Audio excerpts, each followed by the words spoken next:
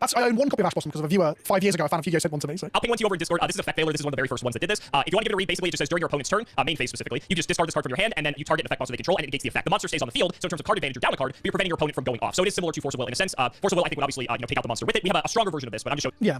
So just to make comparisons in Magic, Effect is for people watching how little does this man know. I've played some Duel Masters, Duel Links, a smaller speed Yu-Gi-Oh. I played some of that. Okay. So when you say Effect, is this Effect Veiler, the one that's showing me, does that stop a trigger, like an activated ability or trigger on the monster, or does it turn off all text on the monster for like a turn? How does that stopping effect work? The entire text of the monster on the card. So it's actually both. So like if you play the monster and then let's say it has 2 or 3 different abilities on that monster, if one of them is triggering, not only will it negate that effect that's triggering in that moment, so you put Effect Veiler on the stack or you chain it in our instance, it would not only negate that, but then it negates all the rest of the text on that card as well until the end. Okay, yeah, okay, interesting. Right, so we have a million different variants of Effect Veiler that target specific aspects of the game. So you mentioned Ash Blossom. Ash Blossom specifically doesn't negate effects, but it negates the effects of things that would add a card from deck to hand. So if you play any cards that draw you cards, Ash Blossom can negate that. It can stop things that special summon monsters to the field. So we have all these different targeted pieces of these types of effects, but people actually really love them because they're really interactive and you're able to actually play around them in certain instances versus these floodgate types of effects where once they get flipped, there isn't really much counterplay whatsoever. I think a good example of this was the one that was from the tweet, as a matter of fact, which is Anti-Spell Fragrance. So Anti-Spell Fragrance, this is actually historically one. Actually, this might be the first floodgate now that I think about it, because this card is very old, but didn't see play until a lot later on because it just became a lot better as a result. But Anti-Spell Fragrance is a continuous trap card. All these floodgates are typically continuous. So similar to an enchantment in Magic, where it just stays out on the field once it's played. It says both players must set spell cards before activating them and cannot activate them until their next turn after setting them. So spell cards are like sorceries in Magic, where typically you just play them, the effect resolves, and then they go to the graveyard. Anti-Spell Fragrance essentially turns these cards into trap cards where they have to be set face down for a turn before you can actually use those cards on the next turn. It definitely slows the game down, but the problem with this card is that when I'm able to use all of my spell cards on my turn and then do the thing and then set Anti-Spell Fragrance, I pass play to my opponent, I flip Anti-Spell Fragrance. Now all of their spell cards aren't able to be used. Yu-Gi-Oh has, when it comes to spell cards, decks are comprised of, primarily 50% spell cards, and that's key to a lot of decks being able to execute whatever their game plan is. When half of that is shut off just because of a singular card, and there isn't, and ironically, some of the only ways to deal with a card like Anti-Spell Fragrance are in fact spell cards, it feels really bad for the opponent because it's like, oh, I don't even get the chance to fight back in a fair way, if that makes sense. So do these cards get banned often? As of recently, there's been a shift in the mindset of Konami. We don't understand how or why they ban certain cards. Unlike Magic, they do not tell us these things. So, but recently they've actually gone on a crusade of limiting a lot of these cards down to a singular copy. We don't know why they just don't ban them because a lot of people are very unhappy with them.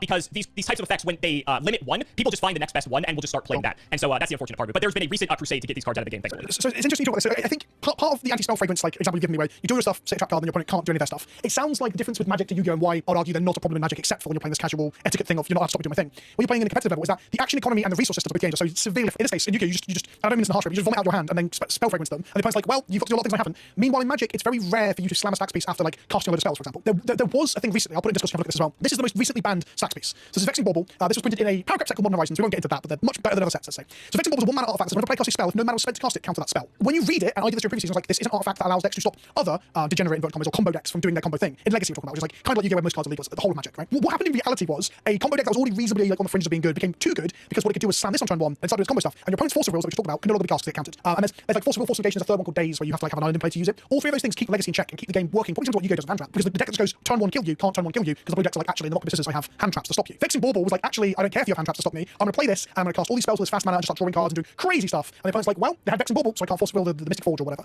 So weirdly, we had a spell fragrance that stopped your opponent taking any actions or that could stop you banned recently, but it's different spell fragrance in the sense that it doesn't stop doing anything, but it's not doing anything in your turn, so you have free range just to go absolutely wild and your opponent can't do anything about it. Let me ask you this. You said this is Legacy, right? That this happened in? Yes, yes. What is like the average turn length of a game in Legacy? So like let's say I'm doing my combo and I'm Vexing Bauble, and then it's like your turn, you can't do anything, or you're very limited in what you can do. How many turns does it take from that point for the game to end at that point? So I want to clarify that the Vexing Bauble was a unique stack sort of like gate, in the sense that it's not, you don't go Vexing Bauble past, your opponent does nothing, because it only stops 3 spells. So it tended to only stop the interaction in the turn of the combo player, weirdly. I've got another example that I'll show you this example now. This is like the archetypal most famous Legacy stacks piece, or one of the 2, right? This is Chalice of the Void. There are rules, nightmares, and angle shooting conversations we can have about this in a bit as well. Chalice of the Void, oh, it's incredible. It's absolutely incredible. It's got several arts that are beautiful. There's one that's unreleased, I think, which is this one. This art here where the chalice has got like a wormhole inside it. Oh. Yeah, good stuff. So Chalice of the Void, one of my favorite cards of all time. Artifact, you play it, and it counters all spells of a certain cost. Now, again, very different to Yu-Gi-Oh, because you just have like 3 spells, right? But the normal case of this, you pay on 0, stops a lot of like the 0 mana stuff. You pay on 1, so you play a land which is 2 mana on turn 1, play this on 1. And when you pass your opponent, in Legacy, most decks are made up of about 30 to 40% 1 mana spells. So suddenly, if Chalice of the Void resolves and they don't have their hand trap to stop it, they untap them like I can't cast any cantrips to look at my library, can't cast any 1 mana creatures to aggro you, can't do all these things. So Chalice is more the example you just gave, where you pass, and the opponent does nothing. Legacy has this, and Vintage is this, but with all the banned cards restricted to one-offs instead. So they're like the Yu-Gi-Oh formats in a way. Legacy has this reputation of ending in like 2 turns, because some decks can kill you on turn 1 if you have Force of Will, for example. But the reality is, because Prison exists, and because other softer Prison decks exist, and the hand traps exist to keep them in check, because it's an ecosystem metagame that really gained in like turn 6 or 7. Like it's not as slow as people believe it is. But sometimes it looks that way. I've got videos where commenters are like, Vince, that game ended on turn 1 because someone combo killed me or killed them. Or the game virtually ended on turn 1, because you Chalice of the Void on 1, Chalice of the Void on 2, the opponent makes no game actions and loses in about 18 turns, and effectively lost on turn 1. Those games are the ones that people like to point out as why Legacy is bad and why high-powered Magic is bad. But the reality is, actually, there's a lot of stuff in the in-between if you look at the extreme games, the non-games. Yeah, it definitely seems like there's a lot of parallels between like modern Yu-Gi-Oh and like Legacy and Vintage from what you're describing, because just the way you're describing, you could interchange Magic and Yu-Gi-Oh and like specific cards out, and there's a lot of commonalities. And that's not the way every game plays out. Obviously, that's just like what you said. But in the worst corner case instances, then that is sometimes what happens. I think, especially when it comes to Yu-Gi-Oh, in the example example where I'm talking about anti-spell fragrance, where I do a thing, and you have to imagine too, while I'm doing my thing before the anti-spell fragrance is even in play, we're already exchanging resources, right? Like my opponent's trying to use their hand traps to stop me from doing my play, so we're already in like a lower resource state ideally. So that means they have even less resources to combat the anti-spell fragrance if they even have the answer to counter it at all. So then when the turn passes to them, they have very limited that they can do. Not to mention that most Yu-Gi-Oh decks have other forms of like interaction that are outside of just being able to floodgate them. So there might be ways that as like the player playing the anti-spell fragrance, I can also protect the anti-spell fragrance from you interacting with it. So say you even have the out for this particular card, which again you'd have to draw it in that point. What is the out? What is the out usually spell fragrance? So there's several. Obviously there's any way to, if you have the ability to get some monsters onto the field that have the ability to pop cards, then that is a way to out it, but you're having to commit your resources into destroying the spell fragrance instead of actually like dealing with the other active threats that are on the board. So that's one way. The classical example is Mystical Space Typhoon or Cosmic Cyclone. It's a very typical old Yu-Gi-Oh card that just says target a spell or trap card on the field and destroy it. Now it's a spell card, but the reason it works as the out to anti-spell fragrance is because it's a quick play or an instant in your case. So during my, or rather during your turn when I pass play, I would activate anti-spell fragrance before it's your main phase, so that means your spell cards would be offline. You would put Mystical Space Typhoon or Cosmic Cyclone or any equivalent card on the stack to destroy the anti-spell fragrance before it resolves, because you're allowed to do that because we have interaction that way. The issue is that not only do you need that specific card, but some of these floodgate cards are also tutorable within these specific decks, and some of these decks like have an alternate path that they can combo into to purposely get the card out of their This could be a disaster for all lower-income Americans. The new administration coming in is threatening to put an deck, so they don't have to draw it. We have 3 copies per card in the deck versus your 4. So that way it's not even a matter of, oh, did I draw the anti-spell fragrance or X floodgate? You can, interchange that. However, I can just tutor it from the deck, and I don't even have to worry about drawing it, which means you're at a severe disadvantage because you have to draw your 1 of 3 copies of, Mystical Space Typhoon, Cosmic Cyclone, what have you.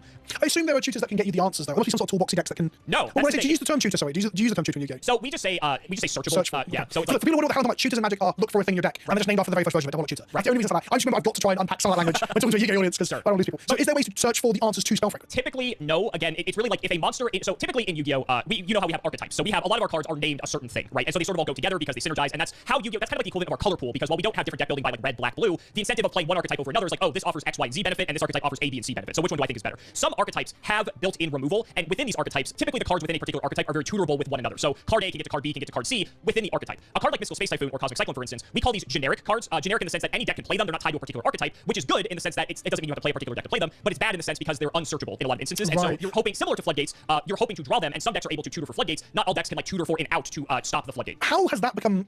Okay, so I understand there's archetype like Blue Eyes and Dark Magician. There's archetypes that other cards have multiple kinds of names. Sure. If the generic removal spells for floodgates are not archetypal or generic, how come there are things that tutor for floodgates? The floodgates tend to be in archetype. The way that you tutor these floodgates is not like, oh, this card says search for X floodgate and add it to your hand. You go through a series of steps to roundabout get it into your hand. So for instance, there will be a card that says send any card from your deck to the graveyard, okay? Then there's another card that will say add any card from your graveyard to your hand, or set a trap card from your graveyard to the field. So you have to go through these extra steps in order to execute this line of play to get yourself in a position that you might actually, it might be inefficient for you to do this from like a resource perspective, but you're doing it in hopes that it's going to lock the opponent out from winning the game, and you don't have to put any more effort in, because again, a lot of these decks in Yu-Gi-Oh can combo in such a way that you're putting so much damage on the field on the following turn that the game is effectively over on the next turn. Sure. So you can do that for the answers then. You could go. So Magic has the exact same stuff. So there's a tutor called Entomb, which you one mana and you search for a creature in your deck and put it into your graveyard. And then normally that's not used for staxing. That's normally used for reanimating. So you get the biggest thing you can to pay 1 mana, put it into play. And normally stax players like, oh, I play Chalice of the Void on 1. You can't cast Entomb. That's kind of the interaction. Those roundabout ways get your floodgate online, and the floodgate turns off those roundabout ways. Right. The floodgate itself will turn out the roundabout ways, but you're also having to deal with anything else that your opponent might have in addition to that. So for instance, let's say I have anti-spell fragrance, and let me just show you this card here as an example. This is a very simple one. This is a card. This is an old card, but for the purposes of this makes sense. This is called Void Ogre Dragon. Void Ogre Dragon says once per turn when your opponent activates a spell or trap card. In this case, you have to have no cards in your hand, but there's plenty of other effects that negate a spell or trap card. You can just negate and destroy it. So if I have anti-spell fragrance and Void Ogre Dragon, not only are you not able to use any of your spell cards, if you do eventually find a way to get to a card that can out the anti-spell fragrance, then Void Ogre Dragon could just negate that card anyway. So it's just inevitable that the game is just going to ultimately end in that way. Right, and also Void Dragon can just kill you as well. Precisely, because typically this monster in particular is 3,000 attack, but you might have multiple monsters. Maybe some of those monsters don't have an effect to prevent the opponent or protect the anti-spell fragrance, but they might have enough attack because there's only 8,000 life points in Yu-Gi-Oh. Maybe you have a big card like Void Ogre Dragon, and maybe you have another guy that has 2,000 attack. You're only a stone's throw away from being able to just deal 8,000 directly to them, especially when you have a full another turn to do what it is that you want to do to win the game. I'm going to ask you the dumbest question I was planning to ask you earlier, but you kept saying things I didn't want to ask other stuff. Anti-spell fragrance says that your spells, your sorceries, as you described them to me, are basically they're coming to play tapped and they can't be used for following turn, right? Absolutely.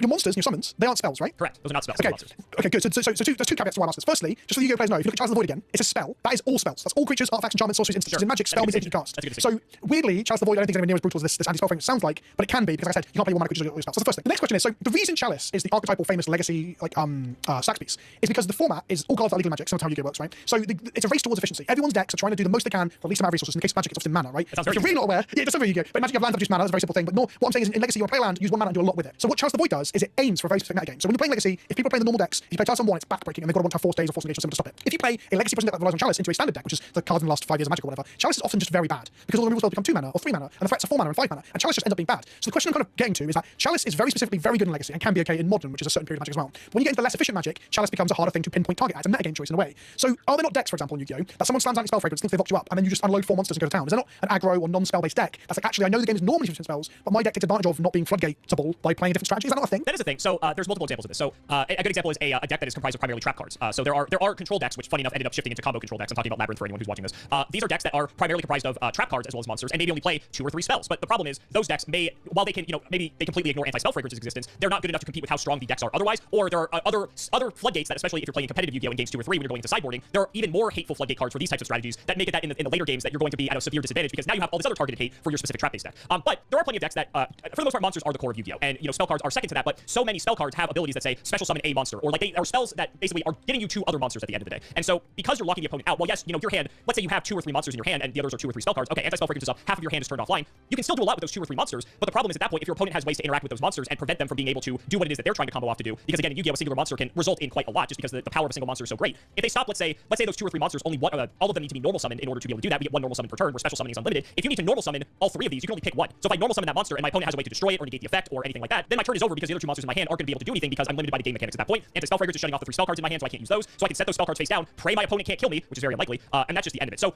special summoning normally only throws spells, and thus like the pinch point for floodgates really harming the playability of like those different strategies is that spells are too important, and thus floodgates for spells are the problem. No, because I can show you right here. Like this is one of the most notorious ones as well. I mentioned how special summoning is so crucial to the game. This is very infamous. This is Vanity's Emptiness. So Vanity's Emptiness says neither player can special summon monsters. It does have a way to remove itself. It says when a card is sent from the deck or the field to your graveyard, destroy this card. So similarly to anti-spell fragrance, a lot of people would play in such a way that they try to just build their board as best they can. During the opponent's turn, they immediately flip Vanity's Emptiness. Maybe they have a way to protect the Vanity's Emptiness so that it doesn't destroy itself if any of your cards were to be destroyed. And then the opponent's basically just locked out of the game. So this is like the opposite of anti-spell fragrance in the sense that your spells are online, but now your monsters can't be special summoned, and now you're really hindered by your ability to actually get monsters on the field, right? And so the spell cards have a wide variety of different effects. Some spell cards, when you're going second, like let's say I do my thing, I set up my board. If there's no anti-spell fragrance, there are several spell cards that say, oh, I'm going to destroy all monsters on your field, or I'm going to take control of one of your monsters, or I'm going to draw more cards to help me find ways to deal with what it is that I'm looking against. And spell cards in Yu-Gi-Oh, because we don't have mana, you can use as many of these spell cards as you want, barring any restriction that it says, oh, you can only use this card once per turn, right? So if I'm able to use these cards to either get monsters to my field to fight back, or to dismantle and pick apart my opponent's board, whether it's a board wipe, such as Dark Hole, which literally just says like destroy all monsters on the field, if it's a card that takes control of opponent's monsters to help like use that to fight back, there's just a wide array of different effects that spell cards have. But by limiting the ability to use those spell cards, or similarly with Vanity's Emptiness being able to special summon monsters, your options being so limited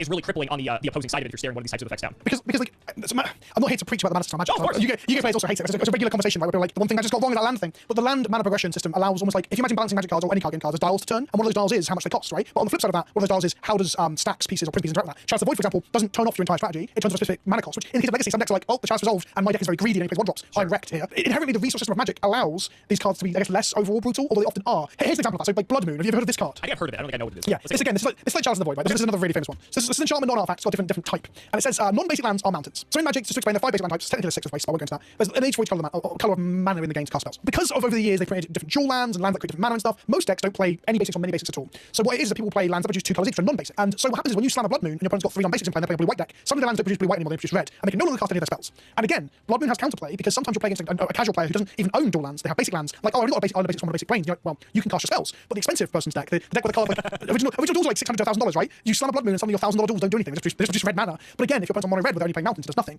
So again, Blood Moon is hated to the point that competitive players have moaned about Blood Moon in the past. I won't name any names. But if you aren't greedy, in inverted commas, if your deck actually plays the basics or ways to fetch basics, so some of our lands shoot off other lands in a very, I won't get into that too much, but you can fetch around it. So if you know your opponent's on Blood Moon, so your post board and you're thinking they've slid into their floodgate, which is Blood Moon, like I should probably fetch my basic forest here. So when Blood Moon comes out, I still have access to green mana and stuff. So again, the mana system gives and takes. It gives ways to mess with mana, like Blood Moon, which can be again in casual circles. Casuals hate this. They get very upset if you draw the lands in the mountains and they won't play a game. But on the flip side, it gives this counterplay where like you have to respect these things in certain formats, otherwise you're going to get got. It's kind of like a gotcha. Sometimes you untap and you're looking at your opponent's board, they've tapped out and all the lands are non-basic and they've got 1 creature in play. You're like, I'm gonna slam Blood Moon, next time I play a blocker, and they're out of the game, so they can't do anything. And some people think that play pattern is what's the word I'm looking for? It's not very fair or fun. But personally, I'm like, actually, I think it's very fun. But you can get got by things that like turn off your stuff if you are playing in a way that doesn't respect those things, you know. So the resource system gives both. It gives and taketh away, I guess, is what I'm getting at there. Yeah, it definitely seems like, at least from what I'm seeing, and obviously I could be wrong, but it seems like in terms of what our floodgates are disabling versus your stacks pieces, is that a lot of your pieces are a bit more forgiving in it shuts off something, but there's still a lot of other ways to work around it. Where a lot of our floodgate cards are just really punishing, or sort of all do the same thing, but with different text. And as a result of that, because anti-spell fragrance, for instance, is shutting off an entire third of the card pool, right? And let's be honest, in modern Yu-Gi-Oh, trap cards aren't even really relevant. So if you're gonna look at, okay, people are playing monsters and spells, and if most decks are comprised of half spells, if not more, then you're literally shutting off and disabling over 50% of someone's deck with a singular card. Vanity's Emptiness is similar since monsters are the core of the game. If I'm disabling 50 to 70% of my opponent's ability to play the game because so much of the game is centralized around special summoning, thank God this card's banned, by the way, because this card's been banned for a while now, then that's not particularly fun. So I think it's a combination of, it seems like our floodgates are a lot more egregious in terms of like how powerful they are, and also the fact that the ways to potentially interact with them are also a lot more limited in the sense that it isn't like sort of baked into the mechanics of like, oh, mechanically I can play, like with what you're describing with Blood Moon and the fetch lands, right? Where you can sort of play around it just based off of the way that the game is already designed. Where with Yu-Gi-Oh, it sort of goes back to that argument of, oh, better draw that out, otherwise, you're not going to be able to play the game, which isn't particularly fun. And that does come up with Blood Moon, draw the out. So for example, there's a free Force of Will is led to other different Force cards existing recently. Force of Vigor is the green one, which is exile a green card from your hand, and you can destroy 2 artifacts enchantments. So in some matchups, Chalice of the Void will be on 1, Chalice of the Void will be on 2, and Blood Moon will be in play. play, and it looks like the opponent's never playing game Magic, and then they'll go, oh, I'm going to exile this green card, force a Vigor, Blood Moon, Chalice, and 1, untap my lands, play a spell. You're like, oh, so sometimes it is a case of drawing the out. But I also think that's kind of part of card games generally, just maybe turned up to the nth degree because we're playing at high power levels. Like you're like, my opponent's playing Blood Moon, I should slide in these extra copies of Force of Vigor, and so on, right? I kind of like that counterplay. I like that sort of thing. I think it's also just a symptom of, I mean, Yu-Gi-Oh's 25 years old, Magic's like 30 at this point. I mean, the games have sort of accelerated to the point where, we're seeing just, complexity at its peak, right? I mean, no one expected these games to last as long as they did, and so I think a great example of this card is Abyss Dweller, as a matter of fact. So I'll show you this card really quick here. You can give it a read. The important part of the text here is that it says, it's the bottom sentence. It says you can detach an Xyz material from this card. Any card effects that activate in your opponent's graveyard cannot be activated this turn. This card was printed over a decade ago. I want to say it was like 2012, 2013. During that time, while Yu-Gi-Oh was still, explosive and fast-paced, it wasn't nearly to the degree that it was now. So this is what we call a lingering floodgate. So it's lingering in the sense that it's an effect that will prevent the opponent from accessing their graveyard, but it only lasts for the duration of the turn. And unfortunately, it is a quick effect you can use during either player's turn, but it also is limited in the fact that you can only use it twice, because typically Abyss Dweller's only going to have 2 activations of this ability. So eventually you can wait out Abyss Dweller to have access to your graveyard once again. During the time that Abyss Dweller was printed, there were a few decks that would take advantage of the graveyard, and Abyss Dweller was a fine option to be able to not necessarily guarantee that you're going to win the game, but slow those decks down or put them in a check sort of scenario where it's like, okay, this card is going to help me win the game if you don't have a way to deal with it. Older Yu-Gi-Oh wasn't nearly as fast as modern Yu-Gi-Oh is, and there would be several turns taking place where you could find a way to possibly deal with this Abyss Dweller, or wait it out in such a way that then once the Abyss Dweller can no longer activate its effect, you would then be able to use your graveyard and possibly swing the game back around in your favor. Because of how Yu-Gi-Oh has evolved and how fast the game is, I mentioned how 1 turn of Yu-Gi-Oh now is like 2 to 4 turns in other games. Because of that, Abyss Dweller now is way stronger as a result of the game's sort of evolution, because now being able to shut the graveyard off for a singular turn when there's very few ways to interact with an effect like this is just game-breakingly strong, and is a way that, if Abyss Dweller resolves, the game is just going to end, essentially. You said it's a quick effect too, right? So do you mean that you pass to their turn, and then in the beginning of their turn, so if we have the upkeep or whatever, you'd activate Abyss Dweller to turn off for their turn, is that right? Correct, right. So basically when you pass turn, they would take the first action, which is drawing for turn. Once they draw, they're in their draw phase, you can just immediately fire the Abyss Dweller. Sure, yeah. And what's annoying about this is that Abyss Dweller, you have to interact with the Abyss Dweller when the effect is activated, and this is what I was referring to when I say lingering floodgate, is because even if you remove the Abyss Dweller from the field, its effect will still linger for the duration of the turn. So that makes it even more frustrating, because even if you have a way to deal with it, like let's say you have a way to attack over it, because he's very weak, he's only 1700 attack. If you have any monster that is 1800 or more, you can just summon it and crash into it, right? But if you don't negate that effect immediately, your graveyard shut off for the rest of the turn. But if you kill it with the creature, the lingering effect still lingers, right? If I kill it with my okay. Correct. And so that's what makes it even more frustrating, is because you have to negate the effect as on activation if you want to have access to your graveyard for that turn. And there's very few cards at quick effect speed or instant speed that are able to interact with an effect like this. So Abyss Dweller actually recently just got banned in the Asian territories, and a lot of people would not be surprised if it's banned in the non-Asian territories as well. See, that's wild to me. Like, if it looks like a magic card that stops opponents target the graveyard for 1 turn, or even for 4 turns, I'm a bit more actually. I think if it's 4 turns, I can see that maybe. But even then, like, we rarely ever get the cards that turn off effects. Like, Vexing Ball being banned is so unusual. I want to show you a lingering one-off spell. You might even have this directly in Yu-Gi-Oh! Okay, so this is moving away from enchantments. This is silence. 1 mana. Your opponent can't cast spells this turn. So the 2 ways it's used is 1, you like time warp or turn your opponent's turn off for a turn. You in the upkeep you cast silence. If they don't have instants or quick effects, they can't cast creatures or cast spells in the main phase. But the real way it's used is normally you cast this and then you can start to combo off. Your opponent can't. It's protection for your combo. But it's a similar thing in a way. And there's lots of cards that I love. I've got a tattoo here of Richard and Port, for example. That's sick. That's cool. I'll show you this again. Another thing that's kind of like what you're explaining, but maybe a little bit less. Again, everything's less brutal because of the resource system, I think. So Richard and Port, I'll show you the actual good art though, not this old art. New art, sorry. I need the old art, sorry. Richard and Port is a land. So it's one of your lands in your resources that then has 1 mana and tap it to tap target land. So in your opponent's upkeep, before they draw a card, you activate this and you tap one of their lands. So they're now land down. So that's turn 1 or 2 of the game, right? And the other thing, when you've got 2 of them, when you have like 4 mana, you got 2 of them, you tap in their upkeep, they'll float the mana to do quick effects, and then you're like, I'll proceed to your draw step. The mana goes away, then you tap another land in the draw step, and they're like, now I'm 2 lands down, and then you play another like a chalice effect that makes their spells cost 1 more, and before you know it, they've got 4 lands in play, but they can't cast a spell, because 2 of them are tapped and their spells cost 1 extra. But again, it's all like, prison in Magic is often just small edges that are brutal in the efficiency of the other formats. It's very, very rare to fully turn something off. Right, and I think that's a huge difference, for sure. Yeah. So we don't have this silence effect. The closest thing this card is, you might like the art on this, this one's sick. Hold on, let me get this one. Well, see, I'm really surprised by that. I would just assume that you can't cast spells for a turn, because you've literally shown me a card that is a pot of like incense that says you can't play spells full stop, right? Because anti-spell fragrance lasts. Is it forever? It's permanent. So that exists, but you don't have 1 spell, 1 quick effect that says you can't play spells this turn. So this is the closest example I can think of, and I'm sure there's other people who might be able to think of other things down in the comments. So this is Outer Entity Azathoth. So this is not just like something you can play like silence for 1 white mana and just make it so that they can't cast spells. This card is banned for context. So this card, the important part of the text here is that it says after this card was Xyz summoned, let's just say you get it to the field, your opponent cannot activate monster effects for the rest of the turn. This is really funny because this effect actually doesn't activate. It's just when you play it, it just happens. There's no way to like really interact with this effect, which is like very annoying. So there's no trigger you can respond to. There's no trigger. This is like a rare card in Yu-Gi-Oh that like when it's played, it does the thing. The ability does not go on a chain on the stack. It just happens. So there's no window to interact with it. You have to stop it prior to it coming out. It's telegraphed if you know what the combo, but you have to jump through a lot of hoops to get to this particular card. And so people, when this card was legal, found ways so that they would summon an Azathoth, disable their opponent from being able to use hand traps, because hand traps have some counterplay. There's only a few cards that can counter a hand trap during your turn at instant speed. But Azathoth was just a way that as soon as it hit the board, they were all disabled and you were free to combo off. And so there's a lot of degenerate decks that from that point would either find a way to first turn kill the opponent or put themselves in a situation that they were just going to this is Vexing some Bubble. players also found ways to. This is Vexing Bubble. Is it? Yeah, well, Vexing Bubble. Once Vexing Bubble was resolved, the text on it just reads as it does. So you cannot do free spells, which is what your hand traps are. Like they're the free interaction spells. This is Vexing Bubble. Once it resolves, Azathoth just once it hits the board, there's not even a point of like resolution. Like it's just going to happen. So I guess the question is when you XYZ summon, this is more of a fundamental thing. Sorry, Yu-Gi-Oh players in the comments, but when you XYZ summon, you don't know what's coming. Elaborate. So for example, okay, here's 2 examples. 1, I cast you in my turn I cast a spell. I put it on the stack, and you can react to it with quick effects or instants. Right? That's the normal way of doing things. There's a card called Aethervial. We'll get into a bit of reason. This will make sense in a second. This is a Staxy card too, right? So Aethervial, again, a card that I own too many copies of. I love it. The important thing about this card is it charges up over time. When you tap it to activate it, you can put a creature from your hand into play. You can put counters on it. When you activate it, you pass priority to your opponent. You've got an Aethervial activation stack. They can do stuff. But the moment they say pass priority and let you resolve it, you resolve the whole thing, put the creature, and the creature is now there. There's no responses to it. So for example, I'm sorry to give you 1 more card, but this makes the whole thing make sense. For Phyrexian Revoker. So for example, if your opponent has a thing in play they want to activate, and I activate a vial on 2, and I ask any responses, and they say no, and Revoker enters off of the vial, I name the thing that they're trying to activate, they look down, they realise I've named it, it's here now, Revoker's there, there's no point to respond, and they're like, oh, and then Revoker's named their, not a fetch land, but their 8th vial, let's say, in the mirror. So in looks like I cast something, you can see it coming, you know what's coming on the stack, you can respond. In an 8th vial activation, you do not know what's going to show up until it's there, at that point the stack effects are in effect. So when you XYZ summon, do you have a target? Like when I say I'm XYZ summoning, I'm XYZ summoning. I understand what you're saying. No, you don't declare what it is that you're summoning. So it is a XYZ summoning, or most mechanics that are involving the extra deck are a like sorcery speed. When you have turn player priority, you go into your extra deck, you do whatever it is you have to do in order to perform that summon. In this case, you have to overlay it on top of the other card, but that doesn't matter for this case. So basically, I have that card on the field. My opponent does nothing. They say that's fine. I go into my extra deck and just slap Azathoth down. There's no window at that point that they can do anything.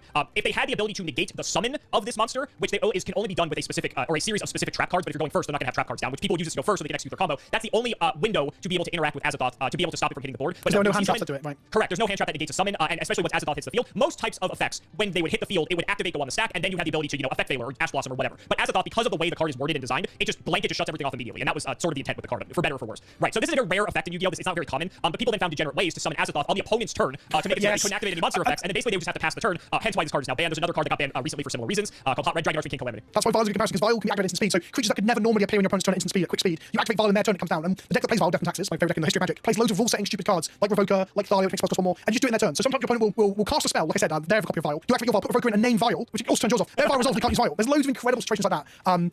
Can I show you my favorite gotcha card in all of Magic? Right. This card is my thoughts on it have changed over time because Warhammer as a game has no hidden information. So maybe play a lot softer and gentle with my opponents and communicate with them more. Where I don't know if Yugioh's like this in Magic, you can kind of not talk and still play Magic because the rule system's so good. Exactly. This is Leonin Arbiter, which is a rules nightmare card. 2 mana 2/2. It's a cat cleric, largely irrelevant. It says players can't search libraries. Any player may pay 2 mana to ignore its effect until end of turn. The reason it's very strange is that there's no trigger. So normally for a trigger in Magic, it has to say whenever, it has to say I think if is another. There's certain word that cause a trigger. A trigger goes on the stack, and opponents can respond to it. They can activate it and so on. Arbiter is actually what's called a special action, which is really like in the weeds of fucking rules and stuff. Okay. So basically, if someone cracks their fetch land and you vial this in, for example, you stop their fetch land from working. The fetch land is just turned off. They can't search. They have the mana, right? If you have this in play and your opponent cracks a fetch and has not declared that they're paying, and they pick up their library, they have begun to search and cannot, and you have to stop them like, sorry mate, the Arbiter's in play, right? You can't do this. I had an event where I played the whole video talking about this. Someone at GP, he was French. I think I had a German copy of this. He's French, I'm English, we're in Utrecht, right? It's like different languages. I'm like, do you understand what this card does? And he says, yes, as we. I'm like, okay. He then proceeds to sacrifice all of his lands to do this combo. He gets to my deck, I'm like, sorry, you have not paid. He doesn't get a chance to pay. There's not a trigger to pay. You have to pay before you do it. If you miss the paying, you've missed it. He fails to search, he loses the game on the spot by sacrificing all of his lands, and you can no longer play Magic. So yeah, Arbiter is my favorite, like absolutely. And then you play cards on your side to really abuse it, where you block one of their lands on one of their creatures and they can go search for another land or a creature. But if they haven't got the mana open, they can't do it. You do opportune times and stuff. So yeah, this card is very funny for catching people out. I used to call it Cat Jesus on the channel because it saves Magic. It dies for us because the cards are very good. It dies a lot and doesn't kill people, right? But here's a great analog though. I'm glad you showed me that because it's great. I just keep pulling up more cards the more we talk about this. This is great. This is a fan favorite. This is Thunder Dragon Colossus. There's a bit of text on this, but the important part here is the second half of the text here. It says cards cannot be added from the main deck to your opponent's hand except by drawing them. So this is very similar to the Arbiter that you just showed here. And then it says if this card would be destroyed by battle or card effect, you can banish a Thunder monster from your graveyard instead. So for context, how you summon this is basically if you activated a Thunder effect in your hand, then you're able to take any of your Thunder monsters that are on the field, go into your extra deck, tribute that monster, and just play this big guy onto the field. You also aren't restricted by how many times you can do that. So if you have 3 Thunder monsters and you activated a Thunder effect in hand that turn, you can sacrifice all 3 of those and summon 3 Thunder Dragon Colossus to your field immediately. Very anime, very cool. This card was banned for a significant period of time because it prevented the opponent from being able to add cards from their deck to their hand. And I'm not sure if you're aware, but the draw power in Yu-Gi-Oh is very bad just because a singular card, Magic has mana for its resources. Granted, in every card game cards are resources, but because Yu-Gi-Oh doesn't have a mana system, the cards being the resource are so pivotal that denying the opponent from being able to access their deck when 90% of the card effects in Yu-Gi-Oh are going to say add 1 of something from your deck to your hand. Not to mention, this monster prevents the opponent from doing that. Sometimes in the very first turn of the game, you can stare down 3 of this thing, and it has built-in protection from being destroyed. This card was banned for actually quite. I was going to say, if you tribute summon it, it puts the Thunder monster in the bin, right? So it always comes like with two lies, if you will. This card's like, when I read it, I was like, this is my kind of thing, and then you told me that. Well, it's legal again. It's legal again, so you can play it now if you want. Oh, okay. Yeah, it's crazy because a card like this, there are a lot of ways to interact with it. For instance, it can still be targeted, so that means there's ways to get rid of it that way. There's non-destructive forms of removal, such as bouncing it back to the hand. A Yu-Gi-Oh monster from the extra deck would just get bounced back to the extra deck because it can't mechanically be in the hand. So that's a way to get rid of it. There are cards that send cards from the field to the graveyard. That's not the same as destroying, so that plays around this. It can be banished, which is exiling for Magic players. So there are ways to interact with this, but it's still a very frustrating effect. And Thunder Dragon is no longer the powerhouse tier 1 archetype that it was 7 years ago. So this card is back in the game now and probably isn't going to cause any issues. I guess it gets stronger and stronger the more tutoring people are doing, right? There's that argument too. Yeah. So this is a card that casuals hate. Right? Casuals hate this. We're on the tutor hating. There's a lot of this stuff. I love this stuff. But Opposition Agent, which is played primarily in the multiplayer 4-player format. So this is a 3-2 for 3, has flash, so you can play it anytime. You control opponents whilst they're searching their libraries. Okay. This would be so broken in Yu-Gi-Oh. Wait, if they printed this, I think Yu-Gi-Oh's over. Have you read the third bit yet? I have not. No. Oh, so essentially, when you search the libraries, you get to exile those cards and cast them yourself. it is wild. It's so much fun. And because it's got flash, what happens is, so here's the floor for it, right? The floor. God. Someone cracks a fetch land to go find a planes. You flash this in, you find their planes, next turn you play it, right? Very simple. The ceiling is they Green Sun Zenith and 8, which is go find a 8 costing creature from your library, put it to play. You just do that instead. You just go get it, you exile it. You still have to cast it, but yeah. So Opposition Agent is hated. But it's so I've got an anecdote for you. So Goblin Recruiter is banned in Legacy. So 2 mana 1/1 that says you can search a library for any number of goblins, put them library in any order, and it's stacked your deck. It's not banned in the casual commander format. My friend at this event cast Goblin Recruiter, and I in response cast Opposition Agent. So I take every goblin in his Goblin King deck, and it's a deck of 100 cards. So I take 60 goblins or whatever it is, and I exile them. And then someone walks past, like, is that your hand? I'm like, no, this is half of Rob's deck that I now own in exile and can cast. Opposition Agent is such a funny card. This should be in Yu-Gi-Oh! So you have Search Hate, but you don't have Search Take Control and cast their stuff, no? No, I don't think we have anything. So the closest card we have, this is actually a really interesting card. I like how this conversation just evolved into us showing each other cool cards. Yeah, but they are stacks cards. They're not all floodgates. Well, the card I'm about to show you is not that, but this is the closest. I think this might be the closest analog we have to Opposition Agent. So this is a really, really cool card. So this is Lullaby of Obedience. So this is a spell card. It has the effect you have to pay 2,000 life points and declare a card name. Your opponent looks at their deck, reveals the declared monster if there is any, and then they choose one of the effects to be applied. So either they special summon that monster to your field, or they add that monster to their hand. I think this is the closest thing we have to this sort of effect. This card, anytime there's a metagame where there's like a definitive like best deck, like tier 0 format, this card will see play because everyone's playing the same deck or virtually the same deck. And this is a cripplingly good card in the mirror match because it's essentially 3 copies of any other card in your deck because your opponent is playing it. Wait. So you can put your opponent's cards into your hand? Correct. Wow, So, that would never fly, man. Not even like a broken, like the mixing of. Like, you can put them in exile. There's like the technology within the game design. Exile and use them. I guess that's the same thing, arguably, right? You just keep it up to your hand. But so there are even instances where when people are playing mirror matches with this card, they will side out the card that people are always going to be calling off of this. So someone will go Lullaby of Obedience, call this, and the other person's just like nope, and they actually don't have the card. Like so, the mind games with this card are incredible. I love this card. It's a very like I think this is a very well designed card. This is awesome. I love this. This actually exists in Magic a lot. There's a lot of the effects. So I won't get them a lot for you. Like, Bribery goes and grabs a creature. Praetor's Grasp. There's loads of these, but they're not because it stacks in a way. Opposition Agent's great because it turns off a whole thing, and you control them, and you steal their stuff. It's just like wild. There's an Opposition Agent like card that is considered stacks that's currently banned from Commander, the casual format, which I think is just if I'm at least going to show you one more card, it's this one. So this says it's a 3 mana, 3/2. It's a flash. Again, I've seen this. This card is insane. Yeah, this you card is nuts. you get to gotcha people with flash. But it says if an opponent would draw a card except for the first one they draw in their draw step, instead you create a treasure. A treasure is basically a spare mana. So people will cast spells in Commander and say like all players discard their hands and draw 7, and you're like, oh, did someone cast a wheel and you cast this, and then all the players at the table can't draw 7, and then you make 21 treasures. Or you're the person casting the wheel and you cast this. So this got banned because in the casual format there still needs to be a bit of like people don't enjoy you doing this, please stop. Yeah, Whole Breacher is like it's part. I imagine there's a thing called super cycles, which is like things that aren't in the same set, but they do similar things. Opposition Agent in black, there's Whole Breacher in blue, and we haven't really got a red, green, or white one yet. But I'm very excited to see when we finally get one of those what it looks like. Because these are so gross for what they do. I'm pretty sure I told CGB when he showed me this is the most broken Magic card he's ever shown me. Because by Yu-Gi-Oh standards, this card is nuts. You probably know this one. I'll show you the classic. It's good old Maxi for any Magic player. I've never seen this. I've never seen this. This is the most divisive card in all of Yu-Gi-Oh. So Maxi, this is a hand trap. It says during either player's turn, you can send this card from your hand to the graveyard. This turn, each time your opponent special summons a monster or monsters, immediately draw one card, and you can only activate it once per turn.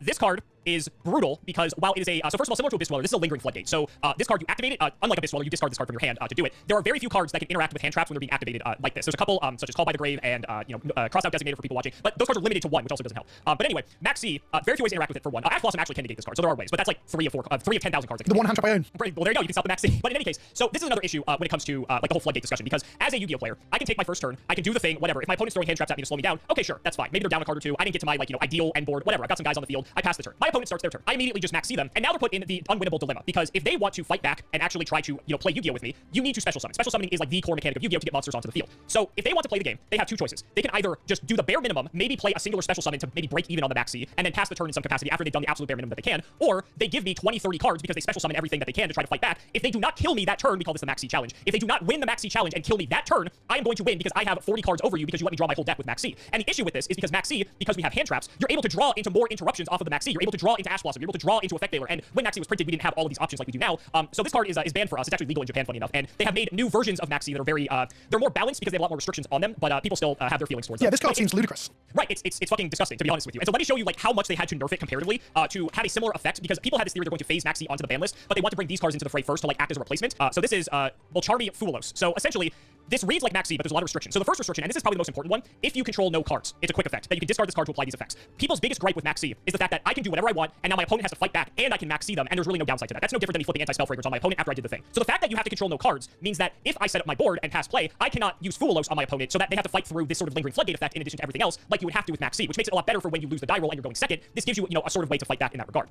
The other thing they did is that they divided Maxi into different zones. So there's multiple Molcharmi monsters. The one I'm showing you here is probably like the best of the 3, because this only affects special summons from either the deck or the extra deck. There's another one that's only monsters in the hand, and there's another one that's monsters from the graveyard or that are banished. So they split the power of Maxi into 3 separate cards, kind of like Exodia in a funny way. And then they also have a limitation on how many cards you're able to actually have at maximum. If your opponent is +6 on you after using a Molcharmi, you're probably still losing the game anyway. So the third part of the effect doesn't really matter all that much. But in any case, it shows that they took this extremely powerful broken floodgate type effect, and they really had to do so much to rein in the power of this type of effect to make it more tolerable or more balanced, if you will. But Maxi was printed over a decade ago. It was when the game wasn't nearly what it was now. So a lot of people say it's just like a symptom of the way that the game was back then, and that's understandable. But it's still an atrociously designed card. Yeah, absolutely. Looks absolutely wild. I'm also trying to figure out what Maxi is. Is it glittering dust beneath a... They're like cockroaches. So like those are eyes. So they're like little insects that are like hiding under the sea is a whole archetype in and of itself, but this is like one of the only good ones. Yeah, so they're all little cockroaches that are like hiding in someone's house. It's something that absolutely bonkers. Because again, I'm not trying to convince you all that the resource system is good around like mana and tempo, but in Magic you wouldn't be able to just fire off all your stuff. They draw their cards, and they fire all their stuff. There's an example of this from like Maxi in competitive 60 card Magic. I don't think off the top of my head there's any card that draws a card from your opponent casts a creature. There's cards of yourself because it's part of combos, right? But not for your opponent. But like there is one card that, because there's an argument with Maxi, it's a skill tester, right? Where like should you play into it? Probably not. But then I'll show you the Magic example and I'll make the comparison to what I'm thinking about Maxi here. So, and while you pull that up, I'll just say the issue is like yes, it is a skill tester, but the problem is as the game has evolved, both situations end in the opposing player losing. So yeah, it's not absolutely. like skillfully play around around it. No, that's what I'm saying skill tested because there are Magic equivalents, but in Magic there are skill tested because you have more time to react, if that makes sense. So the example that I give is probably Vistic Study, which is, for the record, a not good card in 60-card Legacy Constructed, right? Like, this is not played because all it does is make cards cost one more. So Vistic Study says, when an opponent casts a spell, they may pay one extra, they don't, you draw a card. In 1v1, it can be a bit backbreaking, but it's not efficient enough to be any good. In multiplayer 4-player Commander, this card is on the Game Changer list, which is basically not banned, but you shouldn't be playing these outside of like really high-powered things. Because people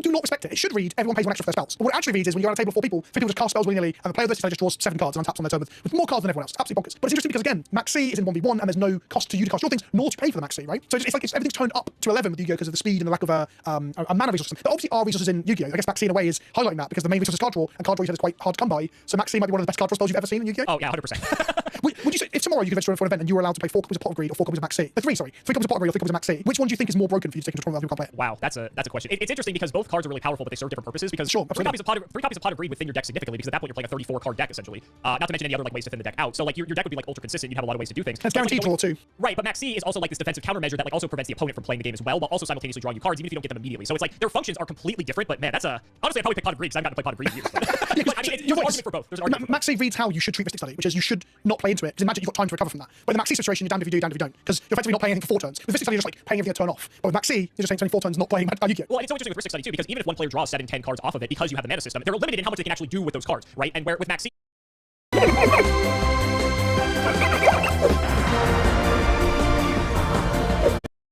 With Yu-Gi-Oh! Specifically, because we're only limited by what the cards say we can or cannot do. That just gives us so many more options to be, and that's why again why we say it's like, you know, it's a lose-lose situation with Maxi more often than not. It's really funny because in older Yu-Gi-Oh! When Maxi was first printed, I think it was printed like 2011, 2012, so it's pretty old. Maxi was actually not considered particularly good because special summoning was not nearly as prolific as it has evolved in the game as amalgamized into what it is now.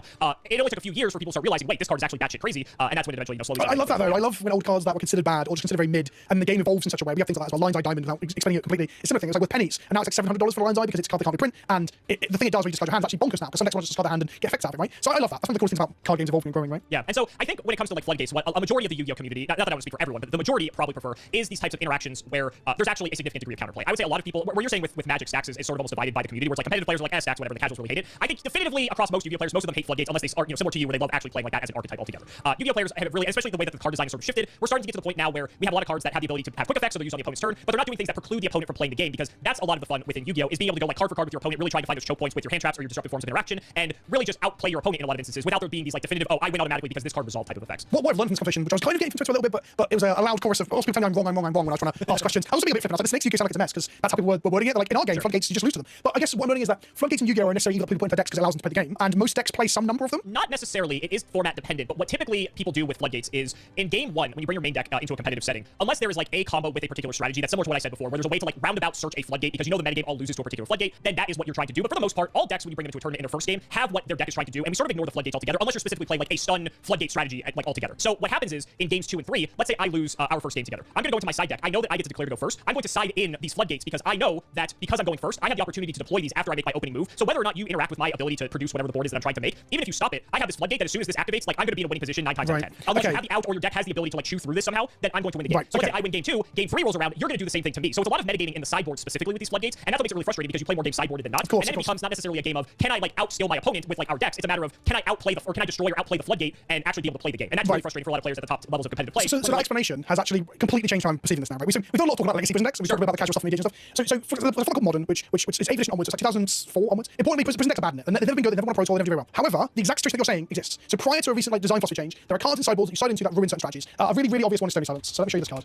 So it's like this design is wonderful, it's so simple. It just says activate abilities of artifacts can't be activated. So against decks that look to sacrifice all artifacts to one artifact to make mana, or to put all their counters onto a creature by sacking activating artifacts to do that, none of those things are available. Often those decks will also use mana rocks that produce mana, and those things will be turned off too. So some decks will ship bricks completely and can't activate. Some of the lands or artifact lands they can activate. And the argument always used to be that Modern as a format was bad. It's one of my favourite ones of all time, but it was bad because a lot of the post-board games became, did I draw my Stony Silence? And did you draw your answer to Stony Silence? And the same as Rest in Peace is another one, which is tons of graveyards. Stony's artifacts, Rest in Peace is graveyards. Both of those cards were absolutely brutal for certain matchups in the metagame. What Wizards did as a like design philosophy was to introduce more free spells, that's an argument whether that's good or not, and more interactive things, try and make the format more interactive. What really happened was all the interaction was in the expensive premium price sets that like rotated the format, so everyone had to buy into this. So the gameplay pattern is better, but the format looks nothing like it used to. All your old cards aren't playing against new stuff. So there's like swings and roundabouts there. So actually, this isn't prison decks and Magic are fine. This is Yu-Gi-Oh! Sounds like Modern, circa 2016, 2015, where like sideboards determine games and you play more games sideboarded, and thus the sideboard silver bullets we call them, you know, if they can kill a werewolf, silver bullets are the problem. So that's I think what floodgates are more comparable to. Are the sideboard cards that absolutely ruin your opponent. I would 100% agree. So here's a good example. This is at current present moment Yu-Gi-Oh! So here's a card called Artifact Lancia. It's a wall of text. The short of it is it's a hand trap, and when you tribute it from your hand instead of discard, it's the same thing.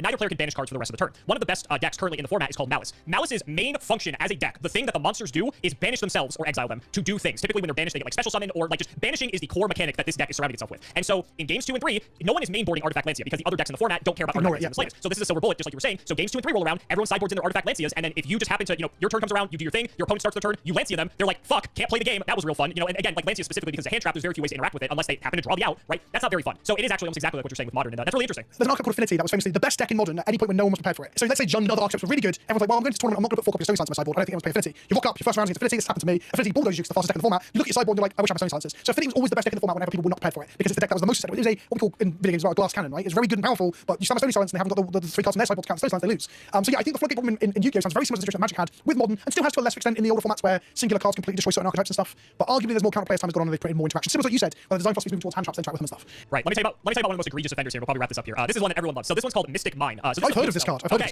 This will be good. I'd love to hear your take on this. So Mystic Mine is a field spell. A field spell is like an enchantment that has its own designated zone that each player has one of, but it stays out until something interacts with it. So Mystic Mine reads, for anyone who doesn't know what this card is, if your opponent controls more monsters than you do, your opponent cannot activate monster effects or declare an attack. If you control more monsters than your opponent does, you cannot activate monster effects or declare an attack. And once returned during the end phase, if both players control the same number of monsters, destroy this card. Now this card had a very interesting trajectory. Initially, this was the best burn card ever printed for Yu-Gi-Oh! The reason for that is Yu-Gi-Oh! Is so monster effect centric that you literally just printed a way to negate all monster effects and prevent them from killing you in a singular card. And remember, like I said, because Yu-Gi-Oh! Is so monster centric, and a lot of people aren't really playing in their main deck especially ways to destroy spells and trap cards, because since we have our extra deck is the 15 cards that are essentially a toolbox to access at any moment. People have spell and trap removal at their disposal in the extra deck, but that's a monster effect. So Mystic Mine is a way to just keep that in check. So burn players love this card because they would just look at their opponent and say, activate Mystic Mine. They don't control any monsters. Their opponent controls however many, and they would just play burn cards and just slowly kill the opponent. And the opponent had no way to out it, so it was fantastic. The problem with this card is that combo players and people who played real decks figured out we can just play this in regular decks, and if our opponent doesn't have an out to this card, we just deck them out. So the play pattern for this card was I go first, I play a bunch of cards, and because we have a lot of tutors, you're thinning your deck out by 5-7 cards in your first turn, right? So I'm gonna do my thing, whatever, pass the turn. You, as someone who has Mystic Mine, is gonna go, okay, maybe I have a way to negate a spell or trap on my field. So you bait that out first, and now okay, everything's clear. Activate Mystic Mine. If Mystic Mine resolves, and I do not have a non-monster effect way to destroy Mystic Mine, I literally will deck out over the course of 30 turns because I have no way to destroy this card. And so that is what Yu-Gi-Oh! Devolved into for a very short period of time. Is that when people were going second in like games 2 and 3, they would bring in copies of Mystic Mine, and this was the whole game. They didn't care about winning the game through traditional 8,000 damage. Their whole goal was to stick Mystic Mine and just win the game through deck out, because there's literally feature match articles of saying like player A drew pass, player B drew pass, and it's that just like over and over copied for like an entire 2-page document, because that's what this card enables. But so people would have to then side in their outs to Mystic Mine so that they'd actually have a way to play the game. Then it became this game of chicken because the player playing Mystic Mine now knows, okay, my opponent is smart enough to bring in these cards to destroy the Mystic Mine. I'm able to play Yu-Gi-Oh! Under Mystic Mine because my deck got negated. As long as I can do everything that I can to destroy my opponent's board, then find a way to disable my own Mystic Mine and then just kill them, it became this like whole like crazy dynamic where people would bring in Mystic Mine and then people had to play the outs to Mystic Mine and people would stop playing Mystic Mine, so people would take out the outs to Mystic Mine, and it just kept like ping-ponging back and forth until finally they banned this fucking atrocious card.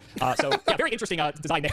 And just to make sure I understand, you can't activate or declare attacks, right? So is discarding a hand trap creature also an activation? Let me make sure. It says your opponent can activate monster effects, or yeah, so and even effects in hand cannot be activated. Right, yes. right. Because like this card would be this would be broken in Magic, even at like 3 or 4 mana, I think. Because oh yeah, this card's disgusting. This card's so I've read it 3 times. I've listened to your explanation more. If they have more creatures than me, correct, they cannot attack and they cannot cast creatures or activate creatures. Correct. Okay, yeah, it's super ensnaring bridge / water bones. There are cards like it, but they're like 3 to 6 mana, and they're sure. still and these also they've got those caveats on them. So ensnaring bridge is the closest thing off the top of my head, but it says like it's creatures with power equals the number of cards less than the number of cards in your hand can't attack. So there's loads of loops. There's loads of like hoops to jump through. So if you can't empty your hand, it doesn't do anything. If it's like a slammer 3 mana spell, so you just cannot attack ever.